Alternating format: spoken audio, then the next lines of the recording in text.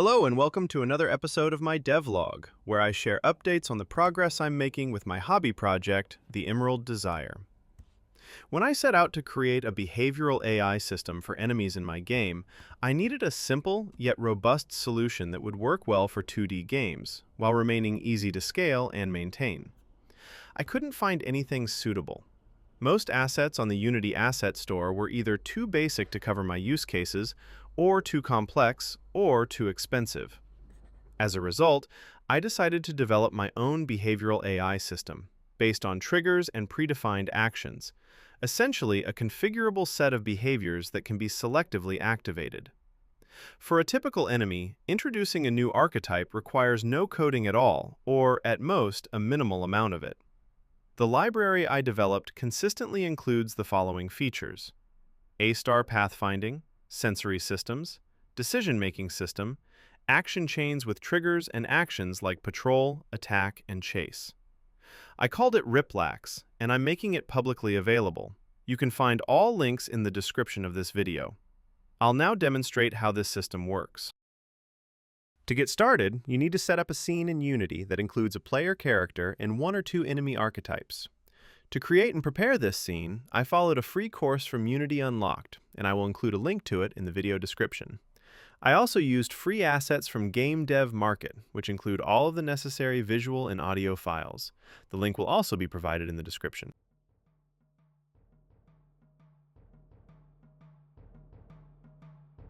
All the objects are now placed on the scene, and the character can already move around. However, as you can see, the enemies are still standing idle and are not yet performing any actions. Let's resolve this. The first step is to download the Riplax library. To do this, go to the project's GitHub page, click Code, then Download, and extract the downloaded archive into your project folder. Before moving on to implementing enemies, we first need the library to recognize the player. To do this, open the script that defines the player and implement the specified interface. You only need to implement two methods.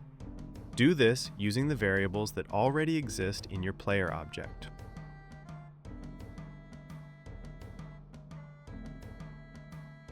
The first method is isDead, which indicates that the player has already died.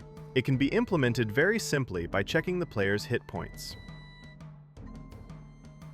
The second method is getCenter, which determines the player's central point. This is required for the enemy's sensory system. The simplest approach is to return the collider's center as a result. Now let's return to Unity and begin defining our enemies. We'll start with a first enemy archetype.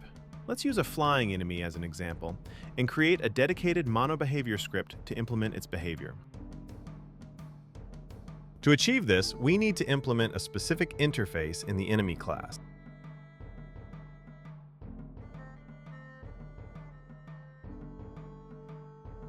This interface contains more methods and fields. Let's implement each of them one by one and assess the complexity of the process. Let's start by defining the isDead method. Similar to what we have just done for the player, we will add a hit point property to the enemy and base the return value of isDead on that property.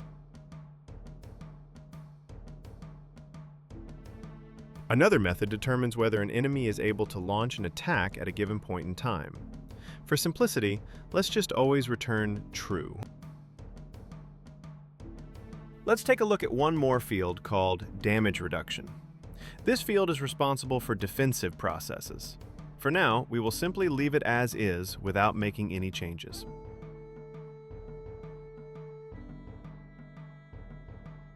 Let's leave our methods without implementation for now and return to Unity. We'll repeat the same steps we just completed for the flying enemy, but this time for a non-flying enemy, which we'll name walking enemy.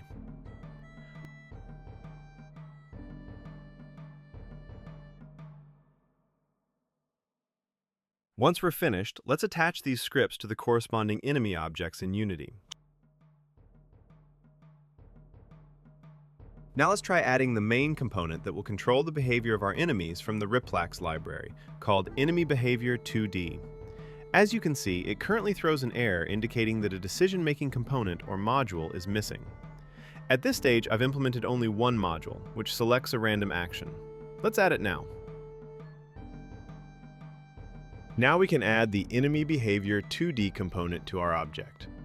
If you have Gizmo display enabled, you will see the sensory system gizmos for our enemy. By default, the system assumes that the enemy is facing to the right. If this is not the case, please flip the enemy by x-axis.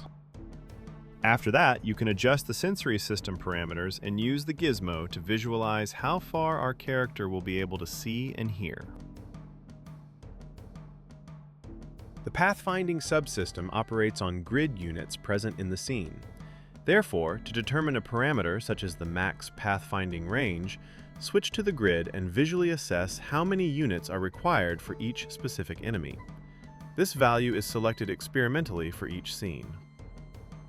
The max pathfinding range parameter directly defines the maximum distance between the enemy and the player within which a path will be calculated. To ensure that the enemy can navigate around obstacles, this additional parameter must also be configured. For this scene, let's set these values to 50 and 10 respectively. Now let's replicate everything we've done here for the next flying enemy in our lineup, our pterodactyl.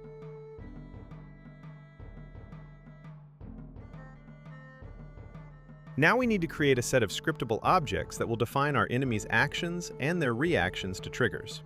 To organize this, let's add a folder in the project's resources directory, and within it, create a dedicated subfolder for each enemy type.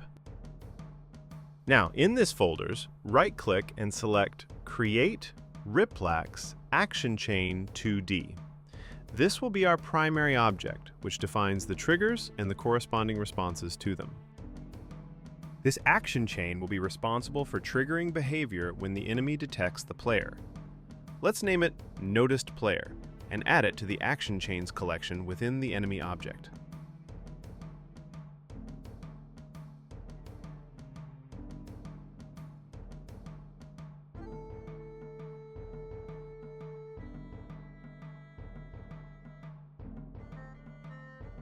Now we need to create the actual actions for this event chain.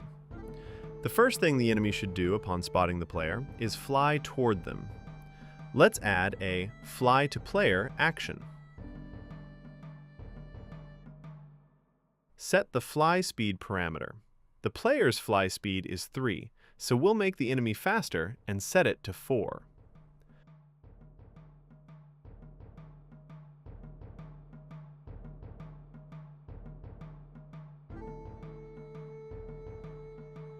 For the fly animation, specify the trigger used in the animator that controls the flying animation.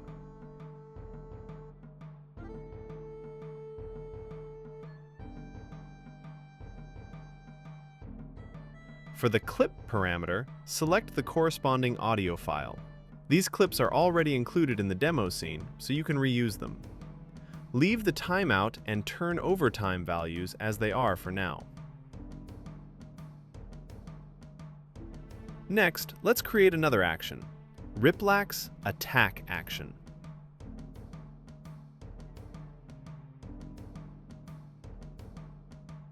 Assign the appropriate audio clip, the attack sound. Leave the cost parameter unchanged. For the animator attack trigger, open the animator and select the trigger used for the attack. Also set the animator attack state to match the corresponding attack state defined in the animator.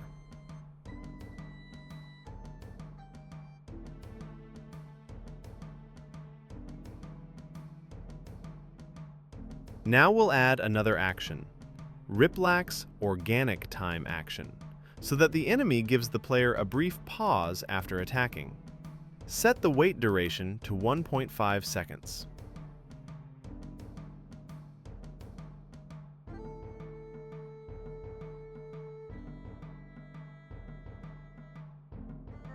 Finally, create another action that will serve as a semaphoring or warning. It called Yell Action in Riplax. As before, configure the animator state, animator trigger, and clip parameters. This will be the pterodactyl's screech. Now let's bring everything together. Select the action chain we added at the beginning and set its trigger to Notice Player Sight with the Nature parameter to Aggressive.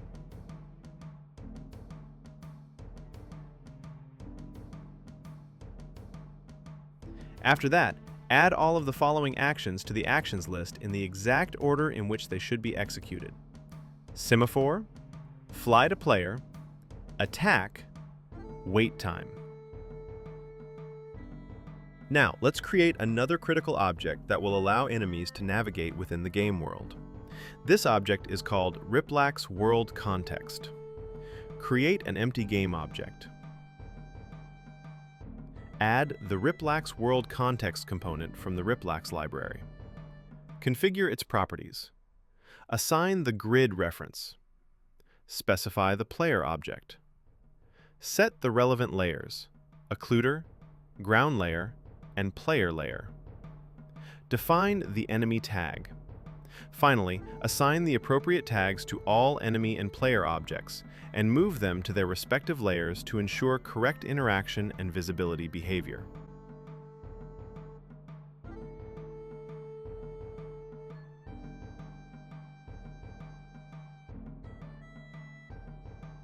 As a result, we can see that the enemy can detect and chase the player.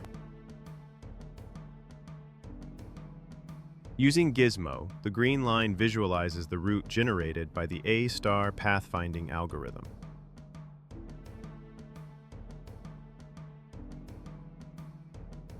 By adjusting the parameters, you can achieve significantly better results. It is ultimately a matter of experimentation.